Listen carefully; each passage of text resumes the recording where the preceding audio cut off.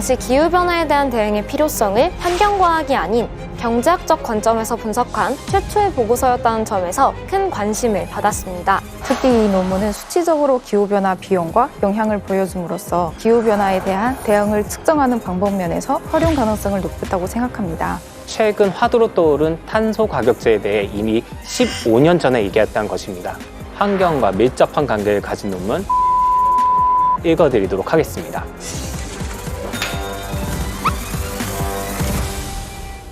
네, 안녕하세요. 성균관대학교 글로벌 리더 학부장이자 국정전문대학원에서 학생들을 지도 함께 연구하고 있는 문병걸이라고 합니다.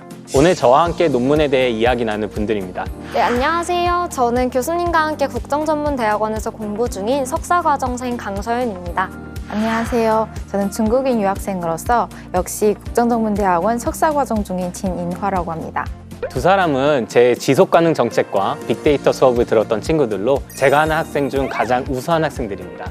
그래서 오늘은 현대사회와 정책에 있어 그 기저에 작용하고 있는 기후변화에 대한 논의와 정책 방향에 대해 경제학적으로 분석한 논문을 함께 읽어보려고 합니다. 일단 논문을 읽기에 앞서 기후변화에 대해 잠깐 먼저 얘기해 보도록 하겠습니다. 사실 요즘 환경에 대한 이슈가 점점 커지고 있습니다. 일상 속에서 문제가 심각하다고 느낀 순간이 있다면 어떤 때일까요? 올해 중국에 심각한 가뭄이 왔습니다. 61년 만에 가장 심각한 가뭄인데 남방 쪽은 원래 물이 풍족한 곳이었는데 기온이 올라가면서 물이 부족해지는 사례가 발생했습니다. 결국 물 에너지가 부족해지면서 전력 공급에 문제가 생겼고 뿐만 아니라 북방 쪽은 원래 석탄이나 가스를 사용하는 곳으로 남방이 물 에너지를 끌어왔었는데 남방이 물 부족 사태가 생기니 자연스럽게 북방도 부족해지는 현상이 생겼습니다. 결국 일정 시간 동안 에어컨을 규제하고 백화점, 지하철 등 역시 일정 시간 전기 규제를 하는 일이 있었습니다. 그렇다면 예전에 비해 사람들이 환경 문제에 관심이 높아지고 있다고 느낀 적이 있었나요? 교통수단의 변화를 많이 느꼈는데요. 전기버스와 같은 전기차와 더불어서 공공자전거나 킥보드와 같이 개인형 이동수단이 많아지고 있는 걸 느꼈습니다. 중국 사람들도 환경에 대한 관심이 높은 편인가요? 환경에 대한 인식이 그다지 높은 편은 아니었습니다. 에코백이 한국에서는 몇 년 전부터 엄청 유행했잖아요. 근데 중국에서 한국에 오기 전까지는 제가 쓴 적이 없었습니다. 텀블러도 중장년층은 많이 쓰는데 청년층은 커피나 밀크티를 많이 사 먹기 때문에 일회용품을 많이 소비합니다. 분리수거 역시 큰 도시들만 시행 중이고 전국적으로는 여전히 보급 단계에 있습니다. 그렇다면 중국 정부는 어떤가요? 2050년까지 모두 전기차로 교체 예정으로 들었습니다. 대기업들은 IT 기업들과 협력해 신재생 에너지 개발 연구를 추진 중에 있습니다. 확실히 전 세계적으로 환경은 뜨거운 감자입니다. 그래서 오늘은 환경과 밀접한 관계를 가진 논문 Economics of Climate Change, 즉 기후변화의 경제학을 읽어드리도록 하겠습니다. 제가 이 논문에 처음 접한 건 제가 기획재정부에서 기후금융 업무를 담당할 때입니다. 당시 한국은 기후금융에 중요한 역할을 하는 Green Climate Fund의 본부를 유치한 후 기후금융에 대한 본격적인 논의가 한창 진행된 시점이었습니다. 특히 UN 기후변화협약 당사국 총회 COP이라는 국가들의 기후변화 대응에 대한 과학적, 정책적 논의기구에 한국 대표 일원으로 참여하면서 기후금융을 알기 위해서는 기후변화 대응을 위하여 얼마의 사회적 비용이 필요한지를 알아야 했었기에 해당 논문을 읽게 됐습니다. 논문이라고 하면 일반적으로 어떠한 논리로 자신의 주장을 펼치는 것에 국한되는데 이 논문은 자신의 논리를 비판하는 사람들에게 반박하고 자신의 논리를 피력하는 모습이 사회과학을 하는 학자들에게 꼭 필요한 덕목이라고 생각을 하게 되었습니다. 오늘의 논문을 읽기 전에 먼저 얘기할 것이 있는데요. 바로 스턴 보고서입니다. 스턴 보고서가 뭔지 강서윤 학생이 설명해 주겠어요. 스턴 보고서는 오늘의 논문의 저자인 니콜라스 스턴이 쓴 것으로 세계은행 부총재를 지낸 니콜라스 스턴이 세계은행 수석경제연구원이었던 2006년에 발표한 보고서입니다. 스턴 보고서는 영국 정부의 의뢰로 작성되었는데 당시 기후변화에 대한 대응의 필요성을 환경과학이 아닌 경제학적 관점에서 분석한 최초의 보고서였다는 점에서 큰 관심을 받았습니다. 또한 스턴경은 이 보고서를 통해 현재의 기후변화 추세에 과감하고 신속한 대응을 하지 않는다면 세계가 겪었던 두 차례의 세계대전과 1930년대 경제 대공황에 맞먹는 규모의 경제적, 사회적 혼란을 직면하게 될 것이라고 경고하였습니다. 보다 구체적으로 살펴보자면 인류가 지금 당장 온실가스 감축을 위한 행동에 나서면 해마다 세계 각국 국내 총생산, 즉 GDP의 1% 정도의 비용을 투자해 기후변화 영향을 완화할 수 있지만 그렇지 않고 이를 방치할 경우 앞으로 기후변화에 대처하기 위한 비용은 GDP의 20%까지 증가할 수 있다고 하였습니다. 그러면 이 보고서에서 정책에 대해서도 얘기한 것이 있나요? 네, 보고서 후반부에는 저탄소 경제로 전환하기 위한 국가정책 과제 및 국제적인 노력에 대해서 논의했는데요. 먼저 기후변화에 대한 효과적인 대응을 위한 정책으로서 탄소세, 탄소가격제의 도입을 제안하였으며 저탄소 고효율 제품의 개발 및 보급을 위한 기술 정책을 시행하고 또 에너지 효율을 높이고 기후변화에 대응하여 개인이 할 수 있는 행동에 대한 정보를 제공하고 교육을 실시하는 등의 방식을 제안하였습니다. 맞습니다. 강세훈 학생이 말한 대로 이 스턴 보고서는 발표 당시 엄청난 관심을 받았습니다. 그 때문에 나온 것이 바로 오늘의 논문 Economics of Climate Change, 즉 기후변화의 경제학입니다. 이 논문은 2007년 발표한 것으로 2006년의 스턴 보고서에 대해 재소개하고 예일대학교 석좌 교수이자 바로 노벨 경제학상 수상자인 윌리엄 노드하우스가 스턴 보고서에 대해 비판한 내용에 대해 재반박하는 내용과 기후변화 대응을 위한 정책 대응 방안을 소개하는 논문입니다. 이 논문을 읽기 전 기후 문제가 경제적 파장을 줄 수 있다는 것을 생각해 본 적이 있나요? 저는 지난 학기에 환경정책 관련 수업에서 오래된 미래라는 책을 읽으며 알게 됐습니다. 오래된 미래는 사회학자 헬레나 노르베리 호지가 16년 동안 인도에서 쓴 것으로 서부 히말라야 고원 작은 지역인 라다크 사람들을 통해 사회와 지구 전체를 생각하는 책입니다. 이 책은 빈약한 자원과 혹독한 기후에서 생태적 지혜를 통해 천년이 넘도록 평화롭고 건강한 공동체를 유지해온 라다크가 서구시 개발 속에서 환경이 파괴되고 지속 가능성을 상실하게 되고 결국 사회적으로 분열되는 과정을 보여주는데 이를 보면서 환경의 지속 가능성의 중요성을 깨닫게 됐습니다. 사실 스턴 보고서와 기후변화의 경제학 모두 놀라운 것은 최근 화두로 떠오른 탄소 가격제에 대해 이미 15년 전에 얘기했다는 것입니다. 탄소 가격제는 탄소 배출의 가격을 부여하는 것으로 각국의 정부가 기업과 같은 배출 주체의 온실가스 배출로 인한 외부성 비용을 부담시키는 규제 수단으로 활용되고 있습니다. 그 사례로는 바로 탄소세와 배출권 거래제 등이 있죠. 일단 탄소세에 대해 진은 학생이 간단히 설명해 주겠어요? 탄소세란 지구의 온난화 방지를 위해 이산화탄소를 배출하는 석유, 석탄 등 각종 화석에너지 사용량에 따라 부과되는 세금입니다. 그렇다면 탄소세를 시행했을 때 어떤 효과가 있을까요? 첫째로 이산화탄소를 많이 함유하는 화석연료의 가격을 전반적으로 인상하므로 화석연료 이용을 억제하고, 둘째로 대체에너지 개발을 촉진하여 간접적으로 이산화탄소의 배출량을 억제할 수 있습니다. 사실 환경 기후 문제는 이미 오래전부터 많은 이들이 심각하다고 지적해온 문제입니다. 그런데 다들 큰 관심을 갖지 않은 것이 문제였는데요.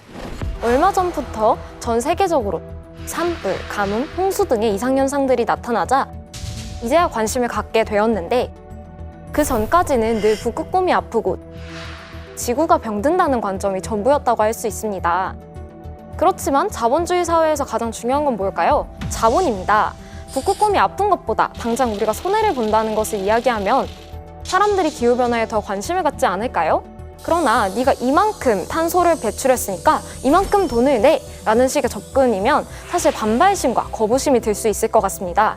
그렇기 때문에 접근에 있어서 네가 이만큼의 비용을 냈을 때 너에게 이만큼의 도움이 될 거야 식의 접근이 중요할 것 같습니다. 그렇다면 어째서 모든 나라가 이 탄소세를 실행하고 있지 않을까요? 왜냐하면 산업화된 모든 나라가 화석연료에 절대적으로 의존하고 있기 때문에 탄소세를 실시하면 국민 경제에 큰 부담이 되고, 지구온난화 방지가 어느 한 나라의 문제가 아닌 범지구적 문제여서 국제적 공조 체제를 전제로 하기 때문입니다. 네, 맞습니다. 그래서 1991년 12월 유럽 공동체 에너지 환경 강요회의에서 도입 방침을 합의한 이래 지금까지 탄소세를 실시하고 있는 나라는 스웨덴, 핀란드, 네덜란드 등 몇몇 나라뿐입니다. 전 세계 이산화탄소 배출량의 약 20%를 차지하고 있는 미국도 연방정부 차원에서는 아직까지 탄소세를 도입하지 않고 도입에 대한 논의를 지속하고 있는 상황입니다. 그렇다면 배출권 거래제에 대해 얘기해 볼까요? 일단 배출권 거래제가 뭔가요? 배출권 거래제란 대규모 온실가스 배출 사업장이 정부로부터 온실가스 배출 허용량을 할당받아 그 범위 내에서는 감축을 하되 할당량이 남을 경우에는 이를 다른 기업에 판매할 수 있고 또 구입하여 효과적으로 온실가스 감축의 이행을 관리하는 제도입니다. 탄소세에 비해서 더 많은 국가들이 채택하고 있는 제도로 탄소세가 가격을 규제한다면 배출권 거래제는 양을 규제합니다. 네, 맞습니다. 배출권 거래제는 총 배출 한도를 확실히 정하고 감축량에 대비하여 거래 시장에서 형성된 가격을 통해 탄소 배출을 규제하는 반면 탄소세는 총 배출 한도와 감축량은 불확실한 상태에서 확실성이 있는 탄소 배출 가격을 통해 이를 규제하는 것이라고 할 수 있습니다. 이렇듯 이 논문은 15년 후인 현재에도 많은 논의가 진행되고 또 현실화되고 있는 기후변화 대응 정책을 이미 제시하고 있다는 점에서 그 인사이트가 굉장히 높다고 할 수 있습니다. 이 논문이 놀라운 이유는 또 있다고 생각합니다. 바로 기존 논문의 모습과 다르다는 건데요. 두 사람도 이 논문을 보며 새롭게 느낀 게 있다면 무엇일까요? 제가 사실 논문을 엄청 많이 읽어본 건 아니지만 일반적으로 논문이라고 하면 굉장히 논리적으로 전개하고 본인의 의견을 밝히기는 하지만 감정적인 것은 배제하는 그런 특성을 가진 글이라고 생각합니다. 물론 스턴경이 감정적으로 글을 쓴 것은 아니지만 그는 너희가 비판을 한 것을 알고 있지만 매우 실망했다라는 감정을 내비추는 그런 경향도 보이는데요. 또 모든 보고서나 연구가 발간되었다고 많은 사람들의 관심을 받는 것은 아닌데 스턴 보고서의 경우에는 2006년 발간 이후 학계 내에서 뜨거운 감자로서 관련한 갑론을박이 굉장히 활발하게 펼쳐졌다고 볼 수 있습니다. 저였다면 제 논문이 비판을 받으면 사실 기쁘기도 하면서도 또 동시에 비판이 늘어갈수록 속상하고 기가 죽었을 것 같은데요. 스턴경은 이 논문이 세간의 비판을 받았지만 이에 대해 오목조목 반박했다는 점이 굉장히 멋지다고 생각합니다. 저 역시 일반적으로 배우는 논문은 사례 분석이나 방법론 중심이었습니다. 근데 이 논문은 자신이 쓴 논문을 다시 분석하고 자신이 논문을 비판한 내용들을 논리적으로 다시 재마박하는 것이어서 이런 방식으로도 논문을 쓸 수 있구나 하고 신선했습니다. 다양한 분야에 대하여 도전적으로 이해하려고 하고 또 그 과정을 통해 향후 학문적으로 다양한 모습과 시각을 가진 논문을 작성하는 것이 중요하다고 생각을 합니다. 그렇다면 이 논문이 학생들 그리고 더 넓게는 사회에 변화를 준 것이 있을까요? 우선 제가 학생으로서 생각해보면 논문에 대한 저의 생각, 관점을 바꿔준 것 같습니다. 앞서 말씀드린 바와 같이 기존 논문을 쓰는 방식만이 정답이 아니라는 것을 느꼈고 또 기후변화는 환경학자들만이 하는 거라는 인식이 굉장히 강했는데요. 스턴경은 기후변화에 대한 접근에 있어서 우리와 같은 행정학자, 그리고 정책학자, 경제학자 등의 역할을 강조하며 학제 간 연구를 진행하였다는 점에서 큰 의의가 있다고 느꼈습니다. 또 사회적으로는 스턴의 일련의 보고서와 논문들은 SDG와 파리협정, 그리고 최근 논의되고 있는 ESG에까지 영향을 미쳤다고 생각합니다. 맞습니다. ESG와 지속가능 발전이 기후변화와 큰 연관성이 있을 뿐만 아니라 가장 중요한 요소로 작용하고 있고 특히 이 논문은 수치적으로 기후변화 비용과 영향을 보여줌으로써 기후변화에 대한 대응을 측정하는 방법 면에서 ESG 등의 활용 가능성을 높였다고 생각합니다. 기후변화는 현대사회를 관통하는 하나의 중요한 기제로 작용하고 있습니다. 단순히 하나의 테마가 아닌 중요한 국제협력의 중요한 축을 이루고 있죠. 지속가능한 개발로 시작된 국제개발협력은 빈곤의 퇴치와 환경의 보존 등 인류가 해결해야 하는 난제들을 국제적 협력을 통해 해결하고자 노력하고 있습니다. 이 과정에서 UN, 세계은행, IMF 등이 중요한 역할을 하고 있죠. 또 기후변화는 지속가능한 개발 목표에 있어 중요한 역할을 하고 있습니다.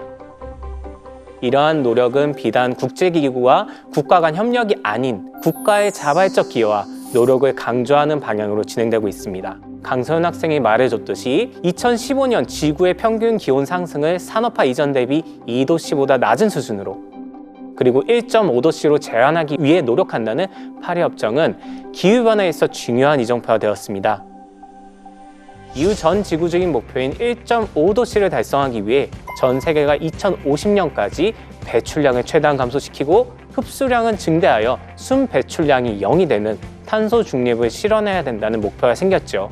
그리고 우리나라를 포함한 각국은 국가 결정기업 온실가스 감축 목표, 즉 NDC를 자발적으로 수립하고 목표를 향해 가고 있습니다. 현재 우크라이나 사태 등으로 연료비가 상승하고 가스 공급 불황 등이 도래하면서 유럽 일부 지역에서는 화력발전소 재가동 등 탄소 중립과 기후변화 대응에 하나의 위기가 찾아온 상황이라고 할 수 있습니다. 이럴수록 더욱 적극적인 시스템 변화를 통해 지속 가능하면서도 회복 탄력성을 갖는 대응 체계를 가져야 된다고 생각합니다. 이러한 공공과 국제분의 협력뿐 아니라 기업의 자발적 인류 가치 구현과 투명성 확보를 위한 환경, 사회, 지배구조, 즉 ESG도 강조되고 있습니다.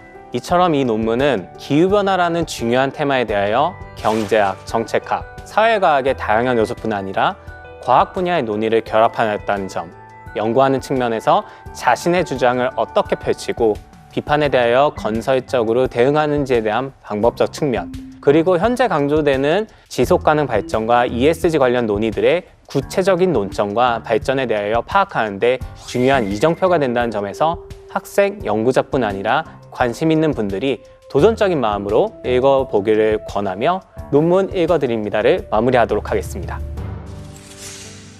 오늘 함께 이 논문을 읽어보니까 어땠나요?